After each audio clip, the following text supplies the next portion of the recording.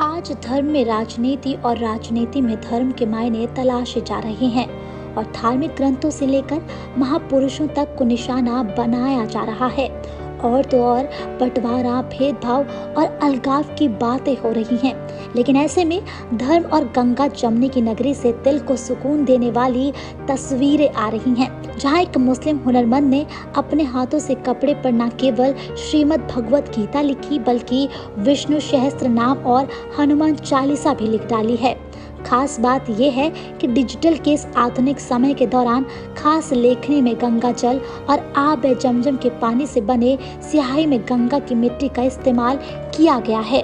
आपको बता दें कि किताबत के शौकीन इरशाद ने 2012 से कपड़े पर कुरान लिखना शुरू किया, जो कि 2018 में पूरा हो गया। भेलुपुर क्षेत्र के मिश्रित आबादी में रहने वाले इरशाद का बगल के पंडित से संपर्क हुआ, जिनसे भगवत गीता के बारे में न सिर्फ जाना बल्कि उसका मूल भाषा में भी अध्ययन किया और कोशिश करते हुए गीता के सभी अध्याय को हिंदी में लिख डाला। कलमकार इरशाद ने बताया कि नए संसद भवन के लिए 30 मीटर के कपड़े पर भगवत गीता, विष्णु सहस्त्र नाम और हनुमान चालीसा को भी लिखा है। आपको बता दें कि इरशाद ने अपने हाथों से लिखी कृतियों को देश के महामहिम राष्ट्रपति और प्रधानमंत्री और मुख्यमंत्री को देने की इच्छा जताई है। इतना ही नहीं, उन्होंने G20 की अध्यक्षता कर रहे भारत में आए अतिथियों को भी विशेष लेखनी देने की बात कही। सहरसा में संवाददाता अभिषेक ने अनुवाद इरशाद अली से खास बातचीत की। देखिए ये खास रिपोर्ट। शिक्षा के क्षेत्र में हुई डिजिटल क्रांति के बाद आज लोग अभी तक क्रीच और रोशनाई के माध्यम से लिखाई पढ़ाई का भी काम कर रहे हैं। और ये लिखाई पढ़ाई यूँ ही नहीं बल्कि जो धार्मिक किताबें हैं उसका अपने भाषा में यानी कि जो मातृभाषा है हिंदी, उसमें अनुवाद करने का भी काम किया जा रहा है। ये किताबत का काम वाराणसी के जो कि धर्म और आस्था की नगरी, इसके साथ ही साथ सुबह बनारस और शाम अवध की धरती के नाम से जानी जाती है। ये वो करतब दिखाने वाले वो कलाकार हमारे साथ हैं जिन्होंने न सिर्फ राष्ट्रगान, गीता, विष्णु पुराण, इसके साथ ही साथ भारतीय संविधान की उद्देशिका को हिंदी में ट्रांसलेट करके न सिर्फ ट्रांसलेट किया बल्कि ऐसी चीज़ जो कपड़ों पे यानी कि जो क्रीच एक प्राकृतिक पौधा होता है और मिट्टी के माध्यम से जो गंगा में बहने वाली जो मिट्टी होती है उससे और अन्य जो प्राकृतिक उपकरण होते हैं उनको मिक्स करके उस कपड़े पर वो हिंदी में लिखने का काम करते हैं। हमारे साथ वो स्थानीय किताबत कलाकार हैं। हम सबसे पहले आपका नाम और जानेंगे, क्या है नाम और क्या कुछ इल्म रहा, क्या कुछ तालीम रही, कहाँ तक, क्या कुछ बैकग्राउंड रहा आपका, कम से कम शब्दों में। सर, मेरा नाम हाजी इरशाद अली बनारसी कहते हैं हमको। ये बनारस का ये भेलुपुर क्षेत्र का इलाका है। इस मकान में आप आए हैं, ये इसी मकान में हम रहते हैं। और सर ये 14-15 साल की उम्र से ये किताबत का काम कर रहे हैं। सर जब हमारे वहाँ कोई गुजर जाता है ना तो कपड़े के ऊपर में, मैयत के ऊपर में कुरान पाक का शोलोक लिख के उसमें डालना पड़ता है। उसको हम लोग शहादतैन बोलते हैं। शहादतैन का शाब्दिक अर्थ है गवाही देना। अभी हमने आपको दिखाया भी था, वो गवाही देना है। इसमें अल्लाह एक है, अल्लाह के हमारे हुजूर पैगम्बर है, उनके दूत हैं, और कुरान हमारी आसमानी किताब है। ये सब सारी चीज़ को उसमें गवाही देकर उसको मैयत के ऊपर में डालना पड़ता है। उसको हम लोग बहुत सवाब का काम समझते हैं। चाहे रात में 2:30 बजे कोई आ जाए, सुबह में 5 बजे आए, शाम में 3 बजे आ जाए, उसको सारा काम छोड़ के सर लिख के देना पड़ता है। अच्छा, किताबत का काम आपने 14-15 साल से ही शुरू किया। काशी चूँकि प्राचीन काल से ही लेखनी का शहर के रूप में जाने जाते हैं, तुलसीदास जैसे महापुराण महापुरुष यहाँ पे आए और रामायण लिखी। क्या कुछ संदेश देना चाहेंगे आज की युवा पीढ़ी को, चूँकि युवा पीढ़ी आज की जो पढ़ाई करते हैं वो फेसबुक माध्यम से, ट्विटर के माध्यम से, कंप्यूटर के माध्यम से, मोबाइल के माध्यम से, टैबलेट के माध्यम से, तो ये पुरानी चीज़ जो आज से करीब 2-3 दशक पहले यूज में होती थी, इसका प्रयोग करके आप क्या संदेश देना चाहते हैं युवा पीढ़ी को? सर युवा पीढ़ी को यही संदेश देना चाहते हैं कि देखिए ये इंसान का हाथ है ना, ये मैनुअल, ये कभी नहीं मरेगा, क़यामत तक नहीं मरेगा। तो हम चाहेंगे कि ये डिजिटल आज के टाइम में लेखनी हो गई है, मगर हम अपने नौजवान पीढ़ी को ये संदेश देना चाहेंगे कि आप डिजिटल के साथ साथ थोड़ा मैनुअल को भी हाथ में रखें। कल को मशीन ख़राब हो जाती है तो इंसान को हाथ से ही काम को करना पड़ता है।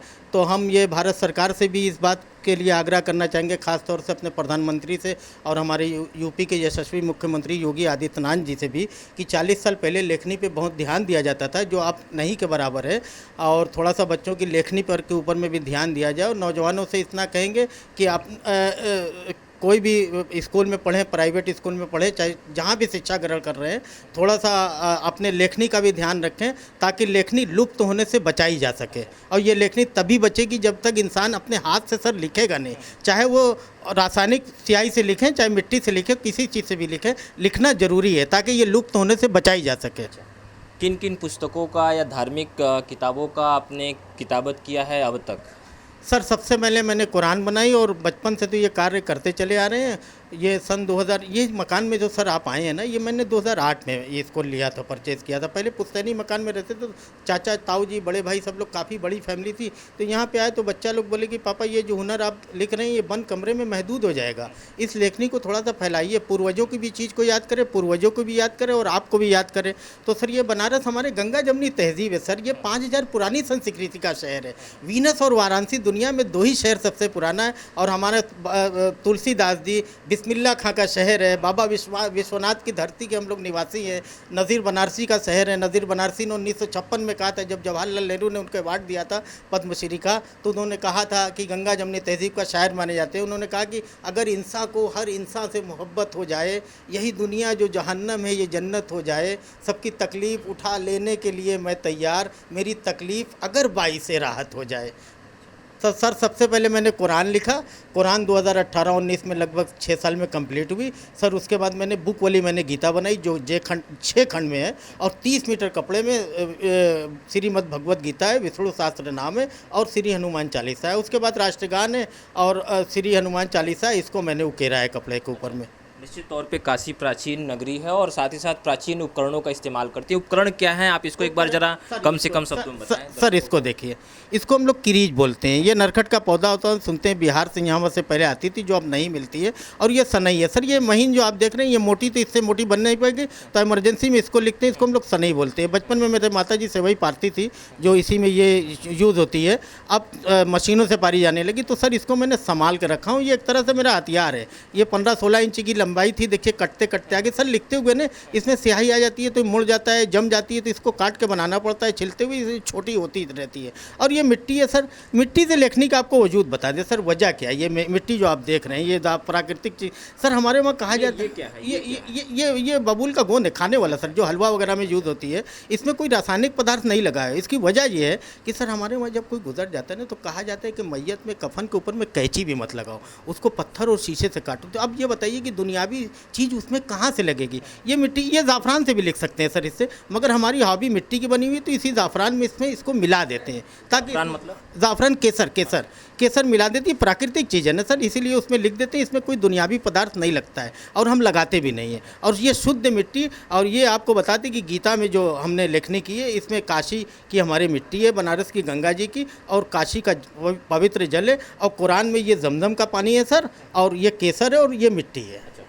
आप आधुनिक समय में प्राचीन चीज़ों को सहेजते हुए किताबत का काम करें। एक आखिरी सवाल, जो धार्मिक ग्रंथ है, जो हिंदू धर्म को लेकर जो धार्मिक ग्रंथ है, हनुमान चालीसा है, इसको लेकर काफ़ी सुर्खियाँ रहती हैं, तो आपके धर्म की तरफ से कोई विरोध आपको लेकर कि ऐसा चीज़ क्यों लिख रहे हो, क्या ऐसे धार्मिक? सर मैं लिखने के पहले अपने आलिम मौलाना के पास भी गया। उसके बाद देखिए, किसी भी धर्म में संस्कृति का पढ़ना लिखना ये किसी भी संस्कृति के खिलाफ नहीं है। अल्लामा इकबाल ने एक शेर कहा था कि सारे जहाँ से अच्छा हिंदो सीता हमारा, हम बुलबुलें हैं उसकी ये गुल सीता हमारा है। तो ये एक बात आप समझिए कि किसी भी धर्म का या किसी भी धर्म के बारे में हम दूसरे को बरगलाना अपनाना, इसको हम बहुत बड़ी गुनाह समझते हैं। हम नौजवानों को यही संदेश देना चाहेंगे कि सच्चे मन से अपने धर्मों पे बाकी रहे और दूसरे धर्मों की पुस्तक और उनके धर्म का सम्मान करें। शुक्रिया इरशाद जी। शुक्रिया बहुत बहुत। ये थे इरशाद अली जो किताबत का काम करते हैं, साथ ही साथ जो धार्मिक पुस्तकें हैं, चाहे वो किसी भी धर्म या मजहब की हो, उसका अनुवाद करते हैं। और इनके तालीम की बात करें तो उन्होंने हिंदी माध्यम से 12वीं तक की शिक्षा की है, जबकि मदरसे शिक्षा प्रणाली से इन्होंने PhD की है, यानी कि अपने आप में जो शिक्षा का सबसे उच्च डिग्री होती है वो उन्होंने हासिल की हुई है। और इसके साथ ही साथ जो इनका ये प्राचीन जो परंपरा है उसको सहेजते हुए आने वाली पीढ़ी को भी इसकी सीख देते हुए नजर आ रहे हैं। फिलहाल सारा समय के लिए वाराणसी से अभिषेक। ब्यूरो रिपोर्ट समय डिजिटल। उम्मीद करते हैं वीडियो आपको पसंद आया होगा। इस वीडियो को लाइक करें, अपने दोस्तों के साथ इस वीडियो को शेयर करना बिल्कुल ना भूलें। इस वीडियो पर आपकी क्या राय है, अपनी राय हमें कमेंट कर ज़रूर बताएं।